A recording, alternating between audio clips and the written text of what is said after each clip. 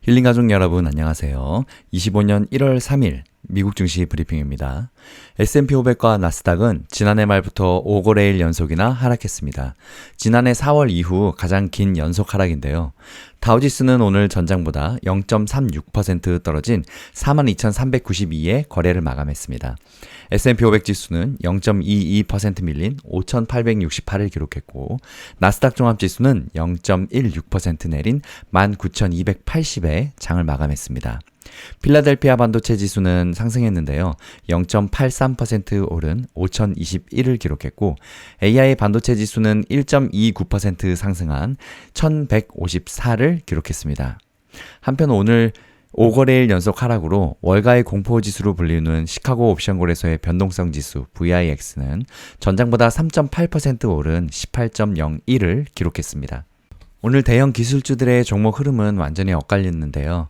특히 테슬라는 실망스러운 실적이 전반적으로 주가를 끌어내렸습니다. 테슬라는 지난해 178만 9,226대 차량을 판매했다고 발표했는데 이는 시장 기대치인 180만 대와 2023년 판매량 181만 대를 모두 하회합니다. 4분기 판매량도 49만 5,570대로 약 50만 4,770대를 하회했습니다. 이날 테슬라의 주가는 6% 넘게 급락하면서 5거래일 연속 하락세를 보였습니다. 그리고 테슬라는 창사 이래 처음으로 지난해 출하 대수가 전년 대비 감소한 것으로 확인됐습니다. 시장의 경쟁이 치열해진 가운데 글로벌 경제 여건과 전기차 수요 둔화로부터 테슬라도 역시 자유로울 수 없음을 시사한 것이라는 평이 나옵니다. 한편 지난해 테슬라 차량 인도는 중국 경쟁업체 비야디에 176만 대를 웃돌았지만 비야디의 인도량은 전년 대비 12.1% 증가했다고 합니다. 여기에 오늘 라스베가스 폭발 테러에 사용된 차량이 테슬라의 사이버 트럭이었다는 점도 투자 심리에 부정적 영향을 끼친 것으로 풀이됩니다. 테슬라는 오늘 24.56달러, 6.08% 폭락한 379.28달러로 추락했습니다.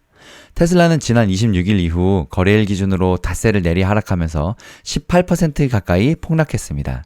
지난달 9일 이후 처음으로 400달러 선 밑으로 떨어졌습니다. 테슬라는 특히 지난달 17일 기록한 전고점이자 사상 최고치인 479.86달러에 비해서 20.96% 폭락해서 공식적인 약세장에 진입했습니다. 주가가 전 고점에 비해서 10% 이상이면 보통은 조정장, 20% 넘게 떨어지면 약세장으로 규정하는데요. 미국 대선 이후 이렇게 엄청나게 오른 테슬라의 주가에 약세장이라는 말을 붙이기가 조금 어색한 수준입니다. 월가에서도 다만 일시적인 감속세라는 관측도 나오는데요. 웨드부시 증권의 데나이브스 애널리스트는 2025년도 회계연도를 살펴보면 테슬라가 올해 판매 성장세를 가속할 수 있다는 여력에 대해서 여전히 큰 확신이 있으며 올해 초에는 저가 전기차를 출시해서 판매를 촉진할 것으로 예상된다고 말했습니다. 애플도 이날 6.57달러, 2.62% 급락한 243.85달러로 미끄러졌습니다. 애플은 지난달 26일 259.02달러로 사상 최고치를 찍은 뒤에 곧바로 하락세로 방향을 틀었는데요. 이날까지 거래일 기준으로 나흘을 내리 하락하며 6% 가까이 떨어졌습니다. 또한 애플이 중국에서 아이폰 가격 할인 행사에 나섰다는 점이 알려지면서 아이폰 16 수요 우려가 다시 불거진 것이 주가 급락으로 이어졌습니다.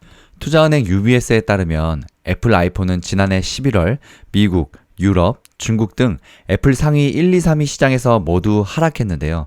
특히 중국 출하는 전년 동월 대비 28%나 급감하면서 애플 실적에 먹구름을 들이웠습니다. 마이크로소프트는 2.92달러, 0.69% 내린 418.58달러로 마감했습니다. 반면 엔비디아와 메타는 큰 폭으로 뛰었는데요.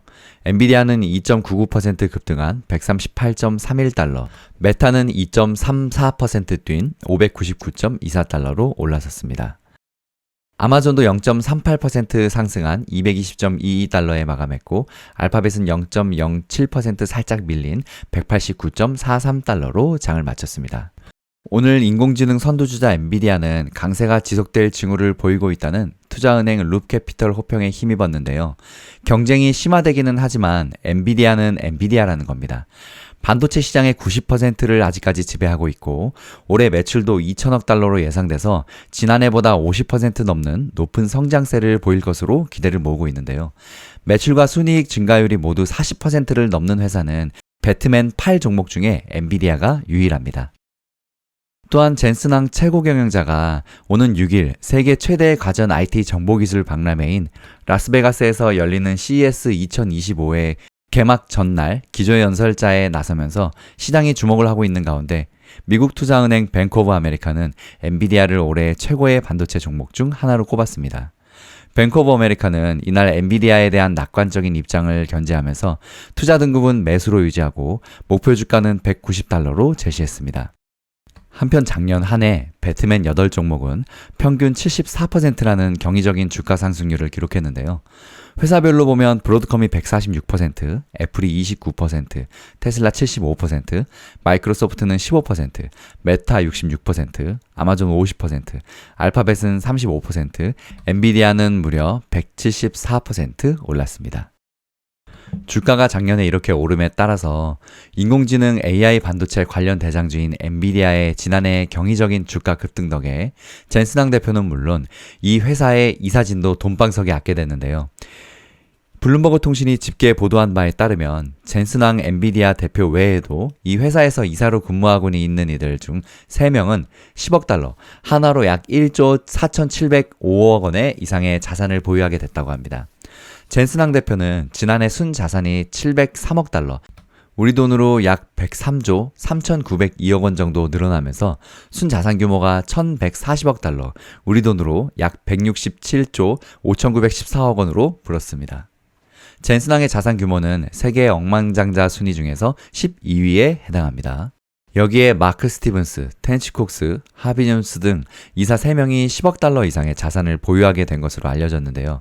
마크 스티븐스의 보유 자산 규모는 93억 달러, 우리 돈으로 약 13조 6,747억 원이었고 텐치 콕스 이사는 54억 달러, 하나로 약 7조 9,412억 원의 자산을 보유한 것으로 나타났습니다. 하비 존스는 이미 3억 달러, 한화 약 4,411억 원 이상의 수준의 회사의 지분을 팔았지만 기존에 갖고 있던 엔비디아의 지분 가치가 다시 또 급등하면서 자산 규모가 10억 달러 선을 유지했다고 합니다. 이들은 엔비디아가 신생 기업이던 시절부터 30년 이상 근무하면서 오늘날의 엔비디아를 일궈낸 주역들인데요. 1997년에 엔비디아 이사가 된 브룩 시웰도 현재 자산 보유량이 7억 달러에 달하면서 앞으로 엔비디아 주가가 더 오르면 10억 달러 이상의 자산에 합류할 가능성이 있습니다. 엔비디아의 고위 임원들이 이처럼 줄줄이 돈방석에 앉게 된 것은 지난해에 이어진 주가 급등 덕분인데요. 엔비디아의 지난해 연초 대비 주가 상승률은 171%로 S&P 500 지수에 상장된 종목 중 두 번째로 높았습니다. 오늘 국제유가는 새해 첫 거래일에도 상승하면서 지난달 27일 이후 4거래일 연속 상승세를 기록했는데요. 세계 최대 석유 수입국인 중국의 경기부양책에 대한 기대감이 유가를 끌어올렸습니다. 서부 텍사스산 원유 WTI는 1.97% 뛴 배럴당 73.13달러로 올라섰고 국제유가 기준물인 브렌트유는 1.73% 상승한 배럴당 75.93달러로 마감했습니다. 다음 영상 계속 이어집니다. 힐링가족 여러분, 성공투자 파이팅!